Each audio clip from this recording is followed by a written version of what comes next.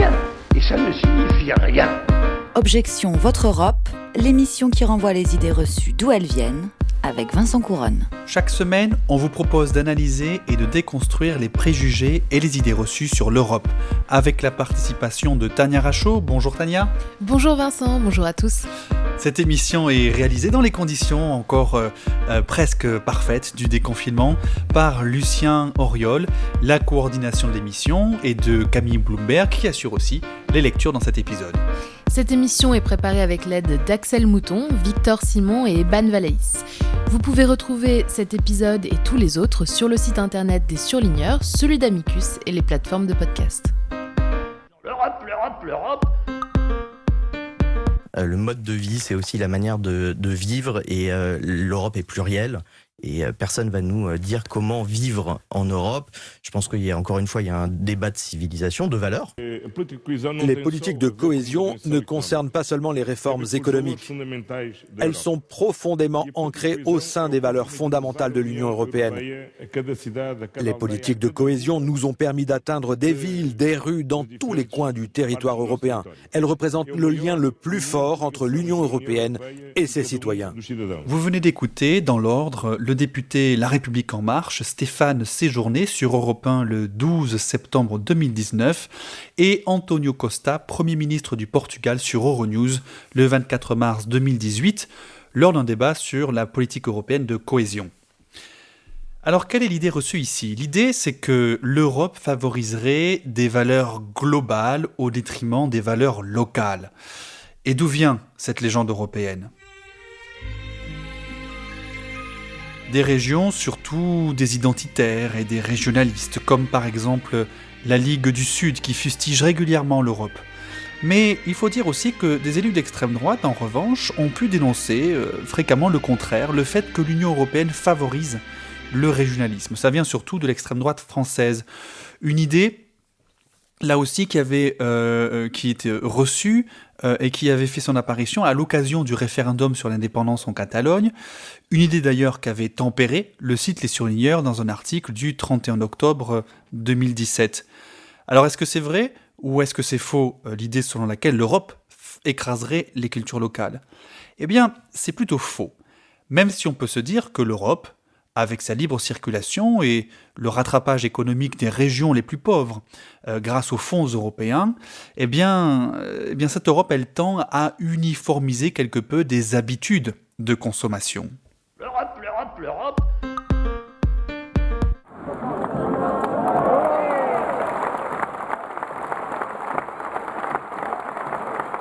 La scène se passe en 2016. Dans une ville du sud de la France, lors d'une corrida, 15 000 personnes écoutent le discours introductif prononcé avec passion par un aficionado. Il harangue même la foule et son discours, il est vrai, est assez politique.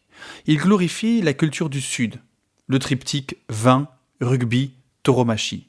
Et ce faisant, il fustige ces messieurs de Bruxelles qui veulent un Sud aseptisé, plus de corrida, un rugby non violent et surtout du vin avec modération. Évidemment, c'est la faute de Bruxelles. Pourquoi ? Eh bien parce que Bruxelles, c'est loin. Que la région a été marquée par les campagnes d'arrachage de vignes imposées par l'Union européenne pour transformer le vin de table du Languedoc en vin de grande table. Et parce que le nord de l'Europe ne comprend pas la culture tauromachique, elle qui fait des animaux des êtres sensibles à protéger, elle qui a enfanté Greta Thunberg. Alors Bruxelles, vu sa météo, elle n'a pas une réputation de ville du Sud. Et parce que dans le Sud civilisé des jeux romains, tout ce qui vient du Nord est forcément barbare. L'Europe contre les régions, l'Europe contre les traditions, l'Europe pour la mondialisation des échanges. C'est l'image que certains peuvent avoir de la construction européenne. Un processus ayant pour but de nous faire tous manger du bœuf aux hormones venu du Chili dans des restaurants aseptisés où on ne parlerait que l'anglais. Ah, ça, Vincent, nos cultures locales sont très culinaires, surtout en France. Mais on peut aussi penser à la protection d'un savoir-faire, des artistes en tout genre, aux langues, à la porcelaine, à la couture, aux calissons... pardon, je suis retombée dans le culinaire. C'est vrai que protéger les cultures locales, Ce n'est pas la mission première de la construction européenne. Écoutons le député européen François Alfonsi qui présente au vote au Parlement européen son rapport sur les langues européennes menacées de disparition. Très rapidement, la diversité culturelle qui est l'objet de ce rapport est une dimension essentielle de la construction européenne, affirmée par le traité de Lisbonne qui demande que l'Union contribue à l'épanouissement des cultures des États membres dans le respect de leur diversité nationale et régionale. La question des langues est sans doute la plus visible et emblématique du débat sur la permanence des cultures locales. Si certains, comme le député Alfonsi, veulent favoriser le multilinguisme dans l'Union, eh bien, c'est somme toute assez difficile, car l'Union n'a qu'une faible compétence en la matière. En 2008, le commissaire européen chargé du multilinguisme, qui était alors Léonard Orban, était interrogé sur la chaîne Euronews par la journaliste Shada Islam sur la question de la diversité linguistique, pont ou barrière entre les cultures. Je voudrais dire qu'automatiquement, le multilinguisme est un pont. Plus vous parlez de langues, plus vous pourrez atteindre les autres personnes, vous connecter avec elles. J'étais étonnée par cette idée que ça puisse être une barrière. En Europe, nous vivons dans une société diverse et nous devrions choyer cette diversité linguistique. Vous pensez que ça sera toujours une barrière ? Non, et je suis totalement d'accord avec vous. Mais ce n'est pas si évident partout. Parfois, la diversité est vue comme une menace pour la société. Notre rôle est donc de promouvoir ce type de société. Nous allons présenter très prochainement une nouvelle stratégie pour le multilinguisme, et l'un des objectifs de cette stratégie sera très précisément de montrer que la diversité linguistique peut contribuer à la cohésion sociale, à une meilleure cohésion en Europe. Le commissaire européen annonce dans cette interview une nouvelle stratégie de la Commission pour favoriser la diversité linguistique. Mais ce qu'il ne dit pas, c'est que pour ce faire, il dispose en réalité de très peu de moyens légaux. Les États restent maîtres de l'enseignement des langues. Et bien souvent, pour assurer un avenir professionnel à leurs enfants, ils renforcent l'enseignement de l'anglais au détriment d'autres langues. D'ailleurs, on s'est demandé si l'anglais pourrait rester une langue officielle de l'Union européenne avec cette histoire de Brexit. Mais heureusement, ou pas heureusement, je sais pas, l'anglais est aussi la langue pratiquée à Malte et en Irlande, et donc elle reste une langue reconnue et pratiquée dans l'Union européenne. Et malgré tout, malgré cette absence ou ce peu d'action de l'Union européenne pour la diversité linguistique, de nombreux États ont souhaité renforcer l'apprentissage, en particulier des langues régionales. Beaucoup ont ratifié d'ailleurs la Charte européenne des langues régionales et minoritaires, qui est une charte non pas de l'Union européenne, mais du Conseil de l'Europe, l'organisation de 47 États qui a pour but de protéger les droits de l'homme, et une charte par laquelle les signataires, les États qui la signent et qui la ratifient, s'engagent à protéger et valoriser l'utilisation des langues minoritaires dans les régions qui les parlent. Alors la France l'a signée, cette charte, mais elle ne l'a pas ratifiée parce qu'il y a un blocage de la Constitution qui dispose que la langue de la République est le français. Donc on ne pouvait pas permettre à des Bretons de pouvoir s'exprimer en breton dans un tribunal ou à ce que Pôle emploi vous parle en breton si vous le demandiez. François Hollande avait bien tenté de faire réviser la Constitution pour tenir sa promesse de campagne et ratifier la charte, mais le Sénat, en 2015, a fait échouer la révision constitutionnelle. Le sénateur Philippe Bas s'exprime contre le texte le 4 juin 2015 sur la chaîne Public Sénat. Pour les langues régionales, je suis pour l'étude des langues régionales et je suis contre l'obligation qui serait faite d'adopter une charte qui aurait pour effet de permettre à quiconque qu'un jugement soit rendu en langue bretonne ou en langue basque ou en langue corse, car nous sommes un État-nation. Les réticences contre les langues locales sont très fortes en France, pays qui, pour consolider son État, a dû étouffer le plus possible les cultures locales. Malgré tout, lorsque la France signe la Charte européenne des langues régionales et minoritaires, elle sait bien qu'elle ne pourra pas la ratifier à cause de sa Constitution. Elle s'engage donc, de façon volontaire, en mettre en œuvre certaines préconisations de la Charte, comme par exemple de permettre l'enseignement en langue régionale dans les écoles et les universités, de favoriser l'émergence de médias dans les langues régionales comme en occitan, en basque, etc.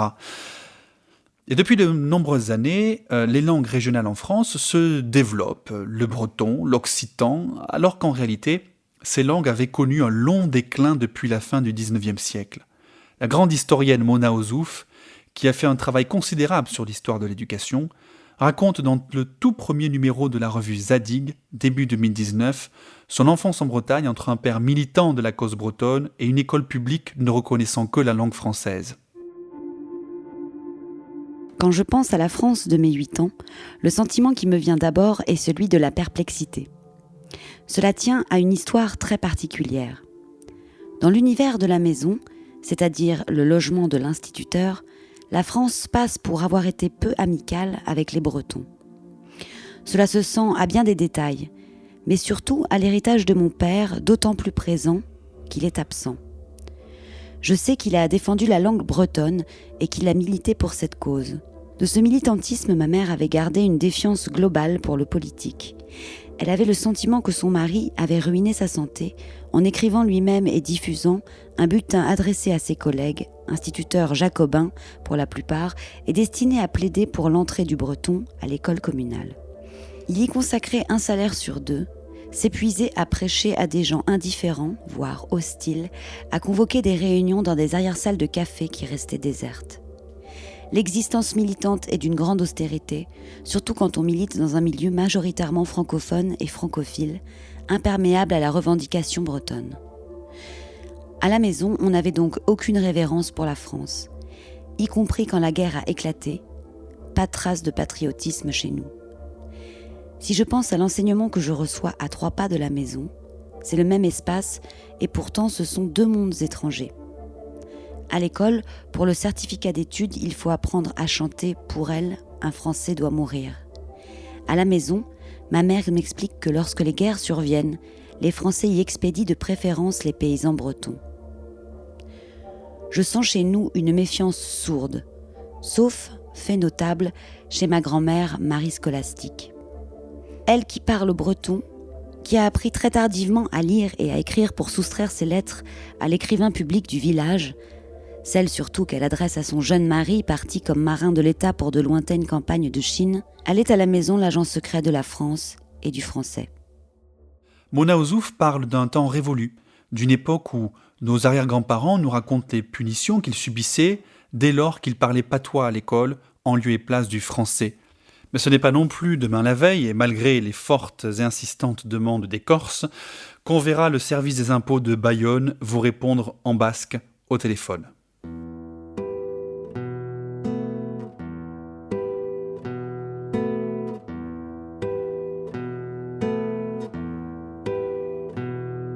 Si nous sommes à l'avouer voulu, match au fiu, quand tout ciò t'a soumis en route, des chants tout droit, j'en l'écoute, un point de 4 tournées de 5 mains, chaud et roué foué, un rue de 15 mains, allez roué chu, c'est nos 2 de lave. Si nous sommes à l'avouer voulu, match au fiu, j'ai tel qui roué foué le port du Havre.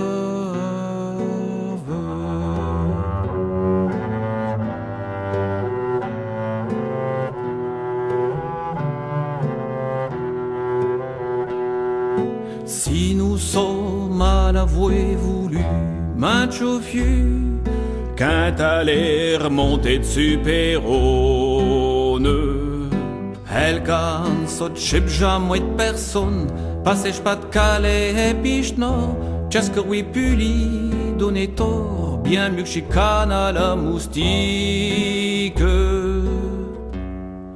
Si nous sommes à l'avouer voulu, match au fiu, allez oui, traverser Belgique.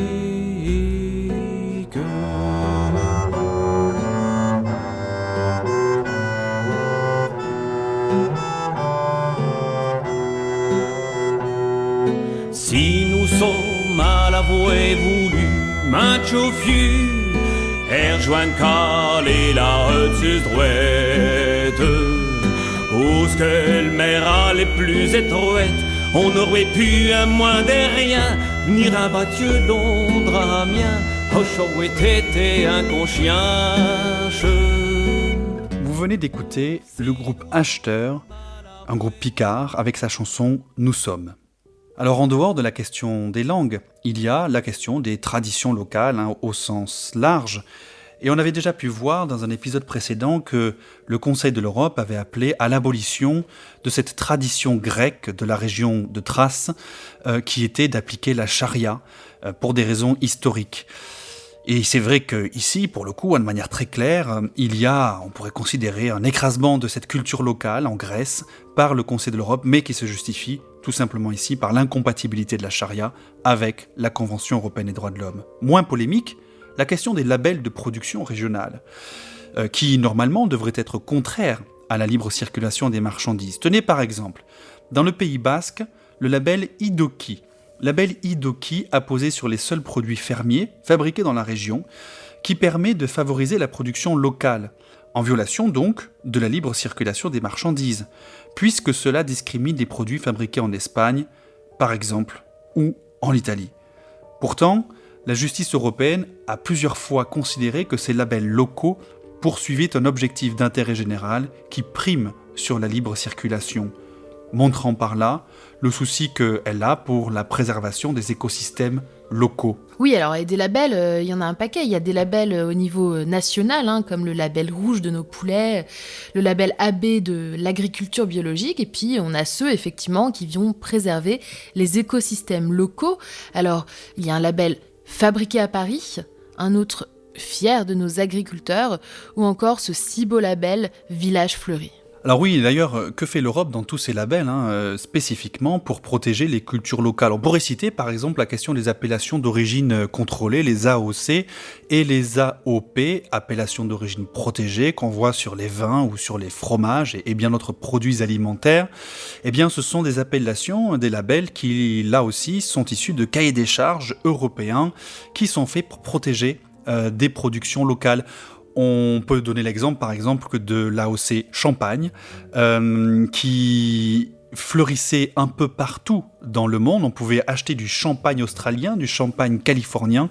Eh bien, grâce à cette AOC et grâce à l'Europe, désormais, on ne peut plus fabriquer du champagne ailleurs que dans la région Champagne en France. Et d'ailleurs, beaucoup dans le monde nous en veulent et en veulent à l'Europe pour ça. Des pays qui sont obligés de nommer leurs vins des vins pétillants et non plus des champagnes. Mais en réalité, l'Europe, en dehors de cela, elle ne peut pas faire grand-chose. C'est pas vraiment son rôle. Il faudrait plutôt dire qu'elle s'en désintéresse de ces cultures locales et qu'elle laisse les États protéger eux-mêmes les traditions et les spécificités. Dans le traité de Maastricht en 1992 est apparue une nouvelle disposition. L'Union contribue à l'épanouissement des cultures des États membres dans le respect de leur diversité nationale et régionale. Donc l'Union aide les États dans le soutien à la culture, mais pour les cultures locales, on voit, c'est très indirect.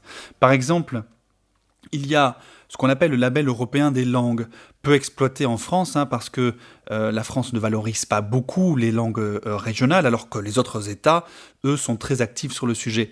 Qu'est-ce que c'est que ce label européen des langues ? Eh bien, ici, l'Union européenne décerne un label pour des projets qui mettent en avant la diversité des langues. Et en 2007, le label avait été décerné à un Polynésien pour avoir aidé des enfants en difficulté à d'abord apprendre leur langue maternelle locale avant d'apprendre le français ou l'anglais. Les jeunes utilisent des légendes, des chansons et des costumes polynésiens pour apprendre à parler en public. Ils utilisent certaines des langues locales, le pomotu, le tahitien, le marquisien, afin d'acquérir des compétences linguistiques et d'accroître leur estime de soi. Et c'est un objet non négligeable de fierté locale. En termes de local, il faut penser au comité des régions de l'Union européenne, qui a d'ailleurs mis en place en juin 2020 un groupe de travail appelé Pacte Vert, investir à l'échelon local. Et dans ce groupe, il y a un maire français qui vient de la ville d'Autun, qui s'appelle Vincent Chauvet. L'objectif est de garantir que les villes disposent de ressources suffisantes pour financer la transition verte et que la Banque centrale européenne devrait envisager d'acheter des obligations venant des collectivités locales dans le cadre d'un plan de relance européen. Bref, des sous pour le très local. Oui, et quand on parle du comité des régions et de la crise sanitaire ou de la crise écologique, eh bien on a aussi le président du comité des régions qui se félicite, le président c'est Apostolos Tzitzikostas, qui se félicite que les positions du comité des régions aient été entendues par la Commission européenne dans le cadre du plan de relance européen et qui permet, notamment grâce au budget, à l'outil du budget, de pouvoir mieux aider les régions, les villes, mais aussi les citoyens et les hôpitaux, donc dans les différentes collectivités locales. Et tout ça, c'était une proposition du comité des régions. Alors ce comité des régions, qu'est-ce que c'est ? Ce sont 329 élus locaux qui sont nommés pour un mandat de 5 ans dans cette institution de l'Union et qui donnent aux collectivités locales, les villes, les régions, les départements, une voix dans les institutions de l'Union européenne. C'est en quelque sorte le porte-parole des intérêts des entités au niveau local. Comment ? Eh bien, tout simplement en adressant des avis consultatifs à la Commission, au Conseil et au Parlement européen. Et il faut dire qu'il est plutôt actif vu que le comité des régions s'exprime sur 70% de la législation européenne pour donner effectivement donc l'avis des collectivités locales. Mais le comité des régions, c'est aussi un des garants du principe de subsidiarité, ce principe européen qui veut qu'on agit le plus proche possible des citoyens. Et tout texte de l'Union qui contreviendrait à la subsidiarité, aux prérogatives des régions, eh bien, le comité des régions peut le déférer devant la Cour de justice de l'Union européenne en vue de son annulation. On voit donc ici un rôle très actif de la part de ce comité des régions pour défendre les identités locales, régionales et ces différentes cultures. Mais en réalité, l'Europe n'a aucun intérêt à écraser les cultures locales. Elle n'a aucun intérêt parce que la littérature, la philosophie, l'histoire européenne, tout cela nous a bien montré que la richesse culturelle, eh bien, elle est consubstantielle à l'Europe. C'est ce que l'écrivain Cees Notenboom appelle la pluriformité de l'Europe. Et le philosophe franco-allemand Heinz Wiesmann, qui est un grand spécialiste de la question notamment de la construction, de l'identité, etc., relève que l'identité européenne, elle est fondée sur sa diversité. Et donc, la diversité des cultures, des langues, des traditions en Europe, c'est ça qui fait l'identité de l'Europe. Et ce serait autant un gigantesque gâchis qu'un acte suicidaire pour l'Europe que d'écraser les cultures locales. Et alors maintenant, c'est l'heure, Tania, de votre chronique « Et les droits de l'homme, bordel ». Et aujourd'hui, Tania, vous nous parlez des cultures locales qui vivent aussi à travers les prénoms, ce que vous allez nous expliquer. Personne ne peut raisonnablement et sérieusement dire que la France est le pays des droits de l'homme. Merci Vincent Couronne. Imaginez Vincent, vous auriez pu vous appeler Anomalie, Nutella ou encore Astérix. Ces prénoms d'ailleurs auxquels je pourrais ajouter Fanch, Fraise, Excel, Folle Avril, Lucifer, Clafoutis, Titeuf. Ce sont des prénoms qui ont été donnés à des enfants et dont les parents ont vu leur élan freiné par la justice. Et parmi ceux que j'ai cités, il en est un qui porte justement le symbole d'une culture locale. Alors non, ce n'est pas Nutella, mais c'est Fanch et sa tilde, symbole de la culture bretonne et basque. Mais Fanch, qui est une version bretonne de François, a eu du mal à rester. Les parents ont dû batailler pour maintenir cette tilde. Parce qu'en France, une circulaire de 2011 précise que l'alphabet pour écrire des prénoms doit être le français, qui ne comprend que des accents, des cédilles et des trémas, mais point de tilde. C'est une victoire symbolique, mais ça montre qu'il ne faut pas subir l'arbitraire de l'administration, en l'occurrence, et qu'il faut défendre ses droits. Ici, c'est un droit à l'identité personnelle, individuelle, derrière laquelle il y a une culture. Donc, quelque part, c'est aussi la reconnaissance du droit à l'existence d'une culture différente. Comme on vient de l'entendre, le prénom est un droit de l'identité. Pour la Cour européenne des droits de l'homme, c'est un moyen d'identification au sein de la famille et de la société. Le prénom relève donc de la vie privée et de la vie familiale. La Cour ajoute même que le choix du prénom par les parents a un caractère intime et affectif, ce qui le fait entrer dans la sphère privée et donc doit être protégé. Je peux vous confirmer que choisir un prénom pour ses enfants, ce n'est pas une chose facile. Et la Cour européenne des droits de l'homme s'est d'ailleurs trouvée confrontée à une fleur de Marie en 1996, mais elle n'a pas constaté de violation par la France, car finalement, dans la vie courante, la famille acceptait d'utiliser Fleur Marie en prénom composé. En tout cas, en France, si un prénom doit être contesté, c'est par le biais du procureur de la République qui saisit le juge aux affaires familiales parce qu'il a consulté les listes de prénoms ou plutôt parce qu'un officier d'état civil lui a signalé une anomalie. Pardon, pas le prénom. Le critère, c'est l'intérêt de l'enfant. Est-ce qu'il est de son intérêt de s'appeler Excel, Lucifer ou Titeuf ? La réponse est clairement non, mais pour différentes raisons. Enfin bon, après moi je ne vous juge pas. Le juge aux affaires familiales demandera sûrement la suppression du prénom et les parents pourront faire une nouvelle proposition. Alors bon, non pas Microsoft, Satan ni Obélix. Si les parents n'arrivent pas à se décider, eh bien c'est le juge qui le fera à leur place. Par exemple, Nutella est devenu Ella par décision du juge. On espère qu'Ella viendra un jour remercier ce magistrat qui l'a rebaptisé. Pour en revenir à Fanch et à la culture bretonne, ce qui bloquait, c'était donc moins l'intérêt de l'enfant que l'écriture française. Et d'ailleurs, au moment d'une naturalisation, il est possible de demander la francisation de son prénom ou même de son nom de famille. Parce que le nom de famille fait aussi partie de l'identité. Cette fois, c'est la Cour de justice de l'Union européenne qui nous l'explique en 2011. Le prénom et le nom de famille d'une personne sont un élément de son identité et de sa vie privée, en tant que moyen d'identification personnelle et de rattachement à une famille pour le nom justement. Et dans l'Union européenne, une orthographe de nom de famille peut changer d'un pays à l'autre, notamment à l'Est. Par exemple, un nom lituanien qui comprend un « a » tchèque, qui ressemble d'ailleurs au tilde, peut ne pas être compris dans d'autres pays de l'Europe. Une affaire a amené une femme à demander un changement d'écriture dans l'état civil qui lui avait été refusé par les autorités lituaniennes. Elle s'est mariée en Pologne et installée en Belgique et aurait aimé que son nom soit orthographié de façon identique sur son acte de mariage et son état civil. Et la Cour de justice de l'Union européenne vient alors rappeler qu'il est important qu'un nom de famille puisse être identifiable, ainsi donc que les liens familiaux.